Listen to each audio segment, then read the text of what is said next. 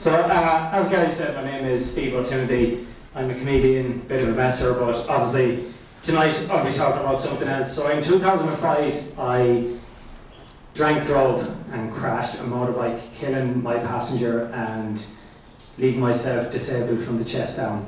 So I guess that's the main body of it. So I first had a drink when I was about 12 or 13. I stole it out of a tent with a few younger friends, and I suppose I slowly got a taste for it and liked what it could do for me, because throughout my teenage years and my early teenage years I always suffered with depression and anxiety.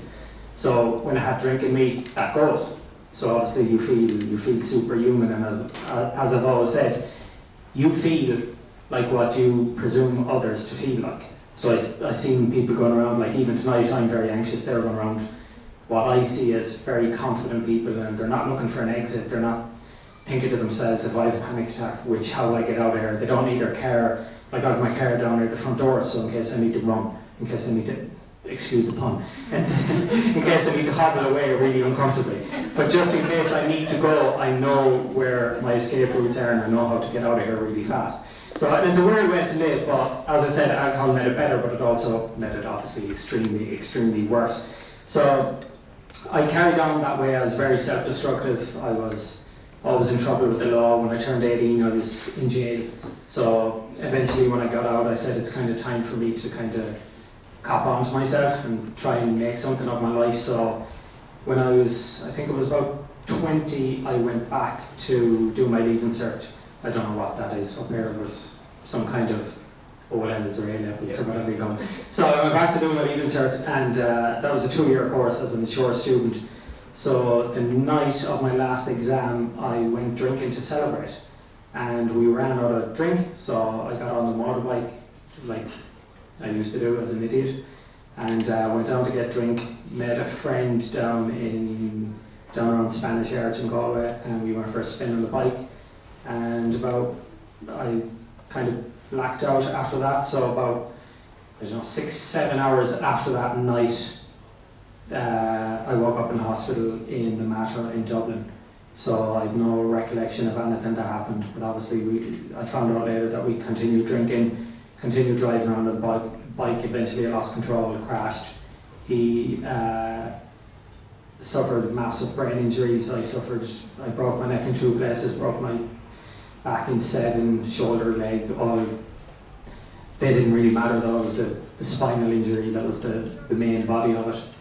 And he didn't die instantly, but my parents lied to me when I was in hospital, I suppose to protect me and protect what I would have done to myself had I known that that was the case. So about a week and a half into it, my dad rang me, and I knew something was going on because the way the psychologist kept peeking in the bottom door down in the ward. I knew something was happening, and I kind of had it in the back of my mind, and I kind of expected it, but I didn't want to face up to the reality of that situation.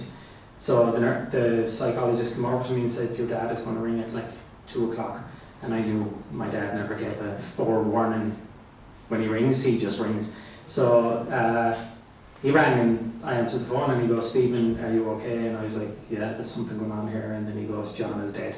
So that was I suppose the punch in the face really, and from then on it's been, I suppose, a constant battle of dealing with that and dealing with my decision that night to do what I did, and it's been a struggle ever since. And I recently done a documentary with T.G. Hire, and I was introduced to his son, Thomas, and I'm absolutely delighted to say that they held absolutely no ill will towards me, and I'm proud to say that he's actually a friend of mine today, which is kind of extraordinary. And when the T.G. Hire documentary was shown, we watched it together in my room, sitting on the bed watching it, so that was a kind of a weird thing, but also a beautiful thing at the same time. And I suppose then I wanted to kind of,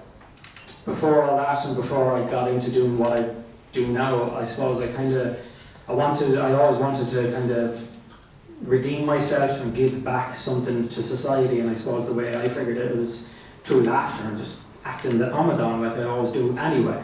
So one night I was sitting in Ayr Square and I was with my brother and I just said, Ronan, record me for the crack there and we'll see what happens. So I recorded a few videos just of me being a typical West of Ireland, bigoted, racist, homophobic, but softly so. I had them on my phone for ages. I didn't do anything with them, and then one day I just decided to put them up on Facebook, and that kind of led me to, I suppose, here and doing shows all over the UK and Vicar Street within a year, which is incredible. Like, it's the kind of the mecca for comedy, and yet you end up a year later just doing sketches at home, and all of a sudden you're on stage in Vicar Street, which was kind of strange. So yeah, I suppose that was my.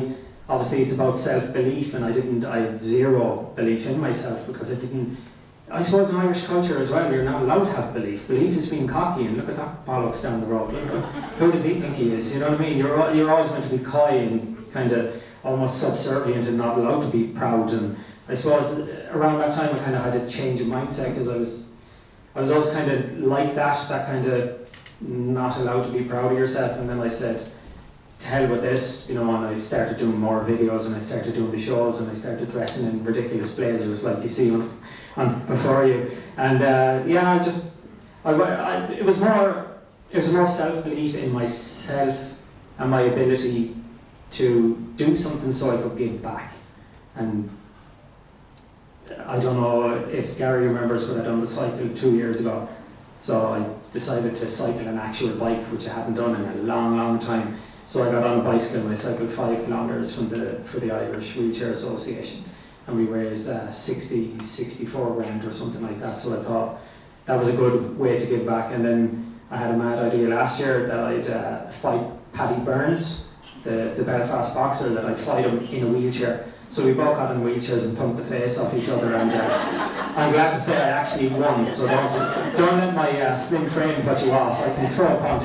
So yeah, I won that match and we raised another like 42 grand or something like that. So I was really happy with that. So I suppose the whole emphasis of this and the whole reasoning for my talk, I suppose, is that I suppose there's redemption for everyone, and you can overcome anything. And if you have a little bit of self-belief, but obviously my self-belief came through a lot of pain and self-imposed heartbreak, I suppose, but you can overcome it. And thank you very much, everyone, for listening to me. And as I said, I was out of my comfort zone completely. I'd rather just tell a joke and act a gobshite, but not tonight. So thank you so much for listening. I appreciate it.